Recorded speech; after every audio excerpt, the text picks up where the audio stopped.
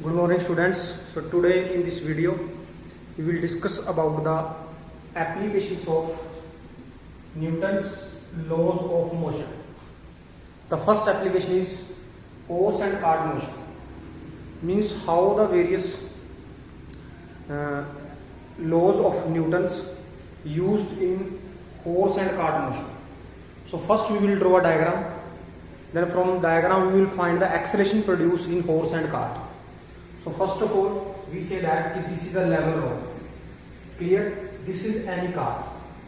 Clear? And it is at this point there is a horse. So this cart and horse are connected with a string or with a rope.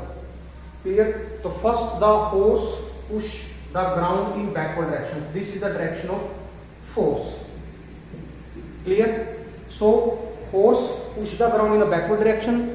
Again he will get a reaction according to Newton's third law of motion. This is R. Means horse ने ground को पीछे की तरफ push किया, that is action, और बदले में उसको मिले reaction which is in forward direction. We will resolve it in two component like this. This is vertical and this is horizontal.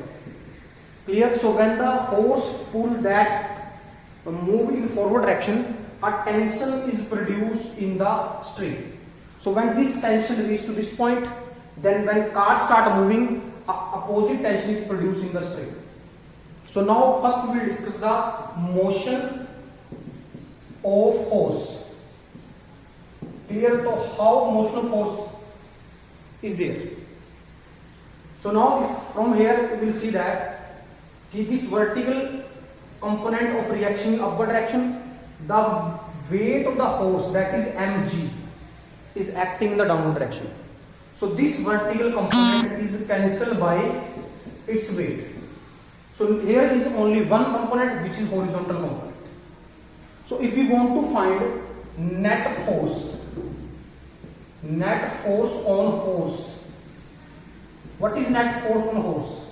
So we say that this force is capital F. Clear? So now in horse there is a two force are acting. One is horizontal direction which is in forward direction, another is a tension which is acting in the backward direction.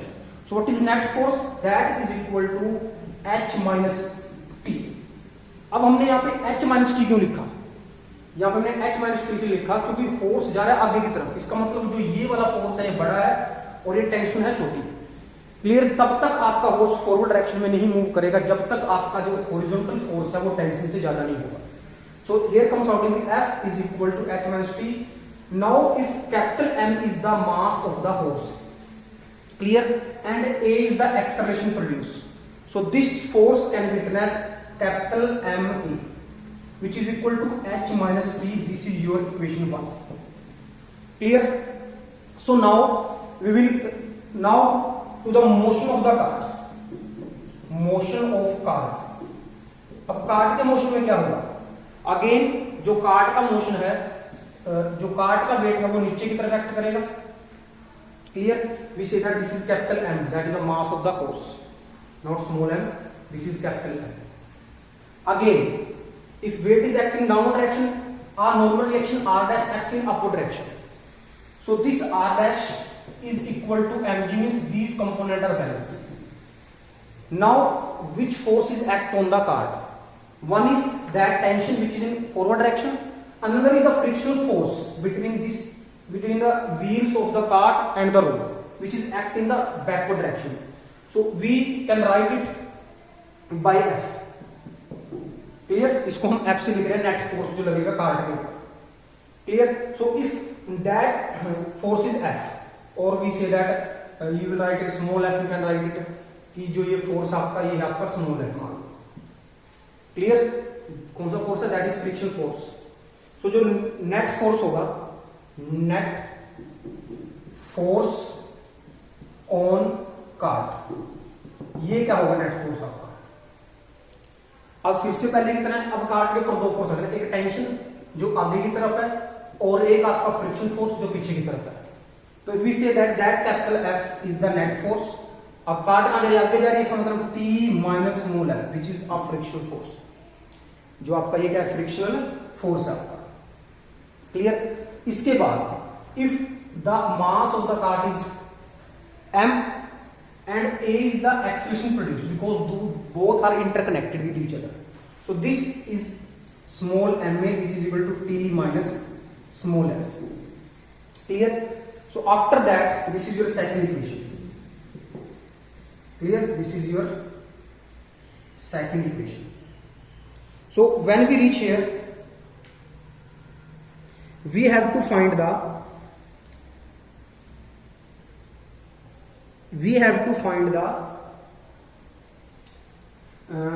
acceleration produced in horse and the cart. So if we add 1 plus 2, कि अगर हम 1 और 2 को add कर देते हैं, इन दोनों equation को ऐड कर देते हैं, तो हमारे पास यहाँ पे आएगा capital M A plus small m a is equal to H minus T plus T minus f. Clear? So this t cancel with this. From here a comes out to be common, here comes out to be capital M plus small m is equal to h minus f. If you want to find a, this a can be written as h minus f divided by capital M plus small m. So this is the acceleration produced in horse in a cart problem. ये अगर आपने कभी भी acceleration निकालनी है, so you have a horizontal component of the force, friction force, and sum of the mass of the both the horse and the cart. So this is your horse and cart problem. Next we will discuss string and pulley problems. In the next part we will discuss pulley, which is in your syllabus, कि how pulley works.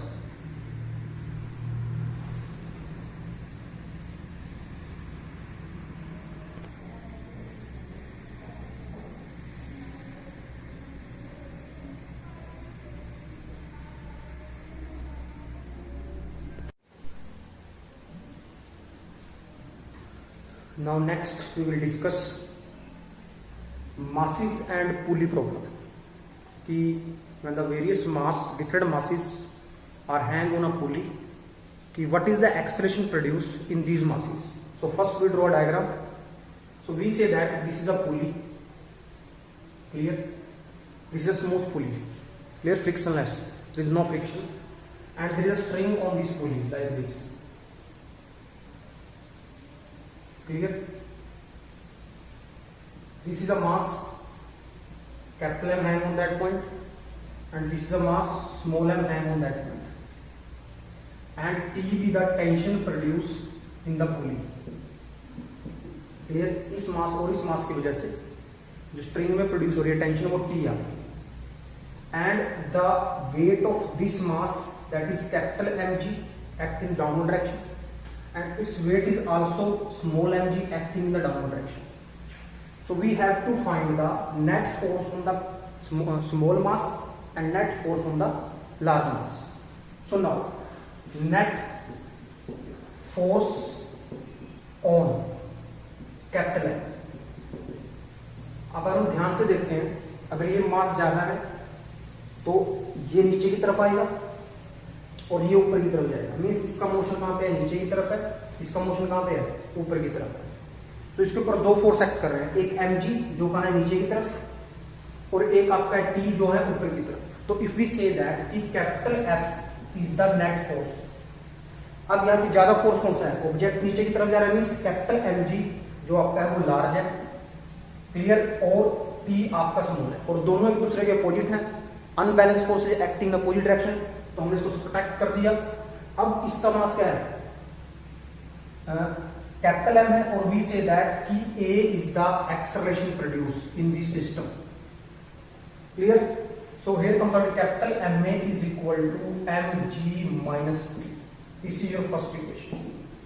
Now the net force for small m.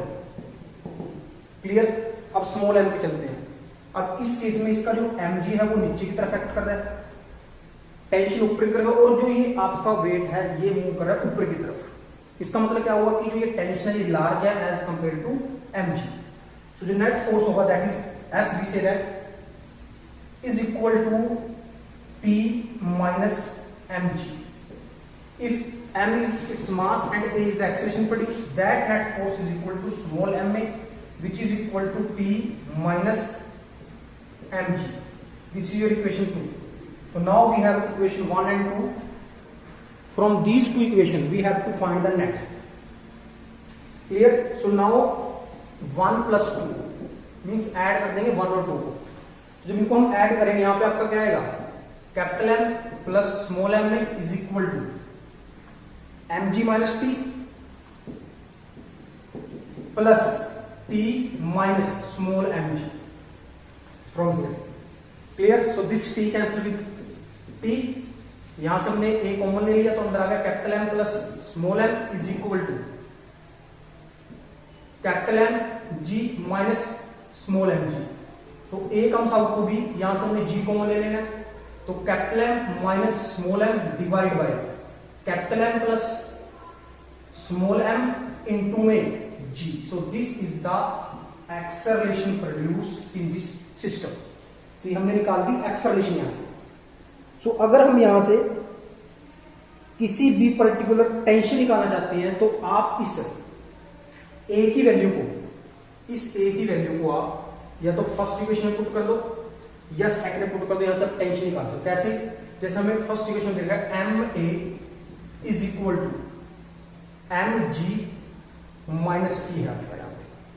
तो अब मैंने क्या किया, इस t को उठा के इधर ले आया, दैट इज पॉजिटिव. ये m उधर चला गया, दैट इज नेगेटिव. तो mg minus ma. Clear?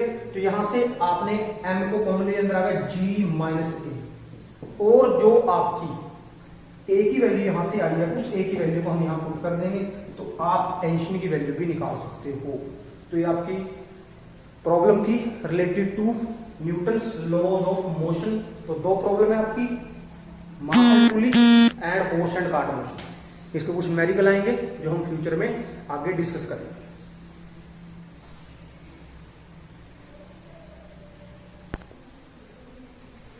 Next topic हम देखते हैं apparent wait. So what is apparent wait? ये एपरेंट वेट है क्या आपका? फॉर एग्जांपल कि ये कोई आपकी वेइंग मशीन है. Clear? This is a weighing machine. Clear? जो किसी भी पर्सन का वेट को मेजर करती है. वी से दैट कि कोई पर्सन है, उसका जो मास है वो कैपिटल M है. तो जो वो पर्सन इस वेइंग मशीन के ऊपर खड़ा होगा, क्लियर, इट्स मास और weight capital mg acting in the downward direction. So अगर mg नीचे की तरफ लग रहा है then mg acting downward direction, this is action. इसके बदले में आपको एक रिएक्शन मिलेगी which is capital R. Clear? और जो आपकी ये वेइंग मशीन है इट रीड R.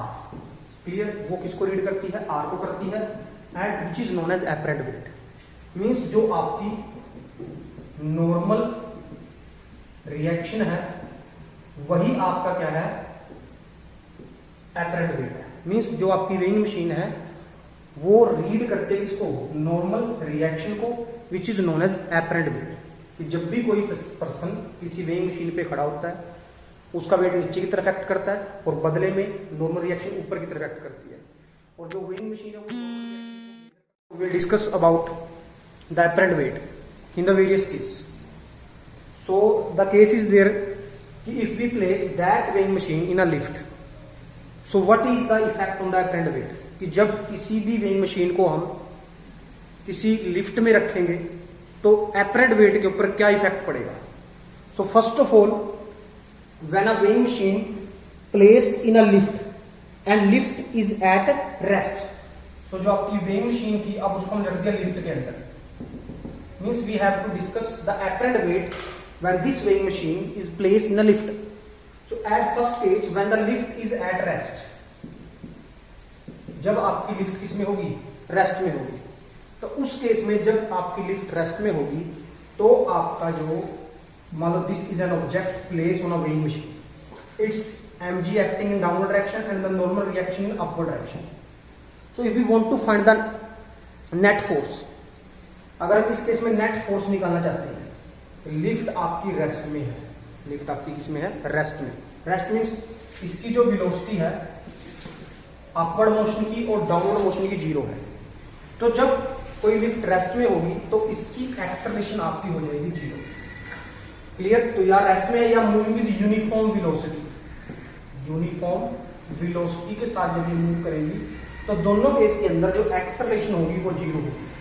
तो अगर हम यहां से नेट फोर्स निकालना चाहते हैं तो नेट फोर्स हम कह देते हैं that is R minus mg। Here we say that it is a capital F. So R minus mg और F आपका होता है ma के equal. This is R minus mg। और इस केस में लिस्ट जो आपकी लिफ्ट है वो रेस्ट में है या मूविंग विद यूनिफॉर्म वेलोसिटी, तो इन दोनों केस के अंदर आपकी जो एक्सेलरेशन होगी वो 0 होगी। तो अगर एक्सेलरेशन आपकी 0 हो जाती है then R minus mg is equal to 0, then R is equal to mg। अब R क्या था आपका? R is the apparent weight, R is the apparent weight और एपरेंट वेट किसके इक्वल है? That is equal to weight means R is equal to W means जो आपका एपरेंट वेट है वो रियल वेट के इक्वल है। क्लियर? अब नेक्स्ट हमने डिस्कस करना है कि जब लिफ्ट आपकी ऊपर जाए या लिफ्ट आपकी नीचे आएगी then what is the effect on the apparent weight. We will discuss it letter.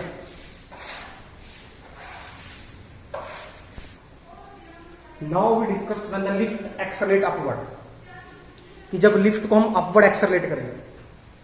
Again this is the floor of lift and this is a weighing machine, a person is standing on it, it's mg acting downward direction and the normal reaction acting upward direction and that lift is moving upward means जब इसके ऊपर खड़ा person तो ये lift नीचे जाके ऊपर जा रही है, तो इसका मतलब यह है कि जो नॉर्मल रिएक्शन है वो आपकी लार्ज है एज कंपेयर टू किसके? mg, ये स्मॉल है। तो अगर हम यहां से नेट फोर्स निकालना चाहते हैं, net force clear that is F। So again R is greater than mg because lift is moving in upward direction. So net force F is comes out to be R minus mg। Clear? अब जो person था उसका मास क्या था? m था and it is accelerated with an acceleration a, is accelerated to acceleration a से। So this F can be written as ma and this is equal to R minus mg। We have to find R because R is the measure of apparent weight, कि जो R है that is normal reaction which measure the apparent weight। So if we want to find the R from here, this R comes out to be ma plus mg and m comes out to be common a plus g। So this is R। Actual में जो W था वो आपका क्या था? That is mg, wait किसी person का। लेकिन जो R आपका आया वहां पे आपका देखो क्या है? mg प्लस ma मीन्स आपके इस R के केस में ये जो ma है ये ऐड हुआ। इसका मीन ये हुआ कि जो आपका R है that is greater than W। अब ये R आपका क्या था? That is apparent weight. R आपका था एपरेंट वेट और W आपका था एक्चुअल वेट। मींस जो आपका एपरेंट वेट है वो आपके एक्चुअल वेट से क्या है? ज्यादा है। मींस जब लिफ्ट ऊपर की तरफ जाएगी तो जो नॉर्मल रिएक्शन होगी वो ज्यादा होगी और किसी पर्सन का जो एपरेंट वेट है वो ज्यादा होगा उसके एक्चुअल वेट से। नेक्स्ट हम डिस्कस करेंगे कि when the lift moving in downward direction what is the value of apparent weight। now we say that the lift is moving in downward direction। clear? so again this is the floor of lift, this is a weighing machine, on that weighing machine there is a person, again its weight mg acting in downward direction and the normal reaction acting in upward direction and this lift is accelerated in the downward direction with acceleration a। so now we have to find the apparent weight of that person। Again the two force act on the person, one is a normal reaction, another is mg and the lift is moving in down direction means the mg component is larger as compared to normal reaction। so again the net force क्या होगा? this net force F can be written as mg minus r। क्या होगा आपका ये? mg minus r। क्यों हुआ? क्योंकि mg बड़ा है तो वो नीचे की तरफ, R छोटा ऊपर की तरफ, तो नेट क्या आएगा आपका? mg minus r। and if m is the mass of that person and a is the acceleration of that person because that person in the lift। ये जो आपका पर्सन है वो लिफ्ट के अंदर है। अगर लिफ्ट के अंदर होगा तो जो एक्सेलरेशन लिफ्ट की है वही किसकी होगी? इस पर्सन की होगी। तो if we put here this F comes out to be ma is equal to mg minus r। we have to find the value of R because R is the normal reaction and normal reaction is the measure of apparent weight. So from here, if we want to find the R, so this R came in that side, this mg minus ma. If we take m common, there comes out with g minus a, and this mg is also written as w. और w में से आपका ये m में क्या हो रहा है, माइनस हो रहा है. इसका मीन्स कि w में से कुछ माइनस है. इसका मतलब जो आपका r है that is smaller than w. और जो ये r आपका जो r था, this r is the apparent wait and w is the actual wait. इस पॉइंट से हमें पता लग रहा है क्या कि कोई जब लिफ्ट नीचे की तरफ आएगी तो आपका जो एपरेंट वेट होगा that is less than the real weight. और जब कोई लिफ्ट ऊपर की तरफ जाएगी उस केस में आपका R इज ग्रेटर देन क्या होगा, W होगा. और जब आपकी लिफ्ट किस में होगी, रेस्ट में हो या फिर मूविंग विद यूनिफॉर्म वेलोसिटी, तो इन दोनों केस के अंदर आपका जो R होगा वो आपका W के इक्वल होगा. तो ये था आपका apparent weight of a person in a lift which we have discussed.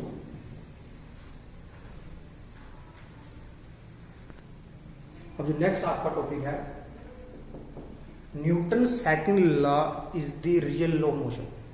अब इसका मतलब है कि हम सेकंड लॉ को यूज करके और सेकंड लॉ को यूज करके हम फर्स्ट लॉ को प्रूव कर सकते हैं और थर्ड लॉ को प्रूव कर सकते हैं. मींस जो आपका सेकंड लॉ ऑफ मोशन है, it contained both law, first law and the second law. So first we prove that कि Newton second law of motion contain first law, कि second law के अंदर भी फर्स्ट लॉ है. देखते हैं कैसे. तो we know that F is equal to M A, ये आपका डेरिवेशन था सेकंड लॉ से. क्लियर. सो अब यहां से हम एक पॉइंट लेके आते हैं कि अगर बॉडी के ऊपर बाहर से कोई भी नेट फोर्स नहीं लग रहा, means if F is equal to 0, no external force act on a body, कि बॉडी के ऊपर बाहर से कोई फोर्स नहीं लग रहा, means no net force act on a body externally. So your ma comes out to be 0, but आपका मास कभी भी 0 नहीं हो सकता.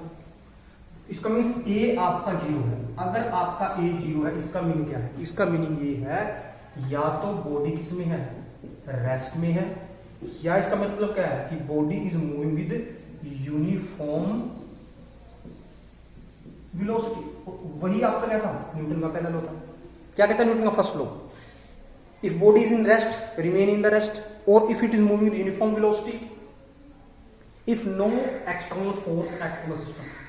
अगर कोई नेट फोर्स बाहर से नहीं लगेगा तो आपका F is equal to M equal to 0 है. M 0 हो नहीं सकता, इसका मतलब A 0 है. तो वही है कि अगर बाहर से फोर्स नहीं लगा, या तो बॉडी किस में है, रेस्ट में, तो रेस्ट में रहेगी, या बॉडी किस में करेगी, यूनिफॉर्म वेलोसिटी के साथ. इसका मतलब न्यूटन के सेकंड लॉ को यूज करके हमने न्यूटन के फर्स्ट लॉ को प्रूव कर दिया. अब इसके बाद हम देखेंगे कि न्यूटन का third law is contained second law contain third law, कि न्यूटन के सेकंड लॉ के अंदर भी थर्ड लॉ है. तो इसके लिए थोड़ा सा डायग्राम बनाएंगे कि for example there is a two body. ये आपकी बॉडी है, एक के नीचे आपका कोई टेबल है. क्लियर. इसके ऊपर इस बॉडी को रखा हुआ है. तो ये बॉडी इस टेबल के ऊपर एक फोर्स एक्ट करेगी, that we say that F1, और ये टेबल इस बॉडी के ऊपर फोर्स एक्ट करेगा, दैट इज F2. क्लियर. अब यहां पे जो आपका फोर्स, टोटल फोर्स आपका क्या होगा, and this is an isolated system. ये आपका क्या है, आइसोलेटेड सिस्टम है, मींस बाहर से कोई फोर्स नहीं लग रहा. क्लियर. सो अगर हम यहां से दोनों फोर्स है तो that is F1 plus F2. ये दोनों टोटल फोर्स आ जाएगा F1 plus F2. Total force act on this system. क्या है, वो अलग बात है कि दोनों एक दूसरे के इक्वल है, कि F1 is equal to F2 opposite direction में है. लेकिन अगर इस सिस्टम की बात करें, सिस्टम के अंदर दो फोर्स हैं, तो टोटल फोर्स क्या होगा, F1 एंड F2. अब न्यूटन के सेकंड लॉ पे आते हैं. न्यूटन लॉ में लगाता है कि जो F1 होगा that is equal to dP1 upon में dt, चेंज इन मोमेंटम पर टाइम. और जो आपका F2 होगा वो आपका होगा दैट इज dP2 अपॉन में dt. Clear. So this is F1 and this is F2. We will put the value of F1 and F2. So here comes out to be dP1 dt plus dP2 divided by dt. Clear. So अगर हम यहां से d/dt को common ले लेते तो अंदर आ जाएगा आपका p1 प्लस p2 और ये होता है चेंज इन मोमेंटम। क्या आपका ये चेंज इन मोमेंटम। अगर इसके बाद हम कह देते हैं अगर ये आइसोलेटेड सिस्टम है, इसके ऊपर बाहर से कोई फोर्स नहीं लग रहा, तो इसका मतलब चेंज इन मोमेंटम आपका क्या होता है, जीरो होता है। मींस जो मोमेंटम पहले है, जो मोमेंटम बाद में क्या होगी, जीरो। इसका मतलब क्या हुआ कि ये आपका पूरी की पूरी टर्म क्या होगी, जीरो। इसका मतलब F1 प्लस F2 आपका होगा जीरो। तो अगर F1 और F2 का सम जीरो है, इसका मतलब आपका F1 is equal to minus F2 है। अब हमने क्या देखा यहाँ पे कि हमने न्यूटन के सेकंड लॉ को लेके चले, क्लियर, और थर्ड लॉ को प्रूव कर दिया। यहां पे न्यूटन के सेकंड लॉ को लेके चले थे और फर्स्ट लॉ को हमने प्रूव कर दिया। इसका मींस जो न्यूटन का सेकंड लॉ आपका है, it contain both first and third. So this is over for today. In the next video we will discuss about the friction concept.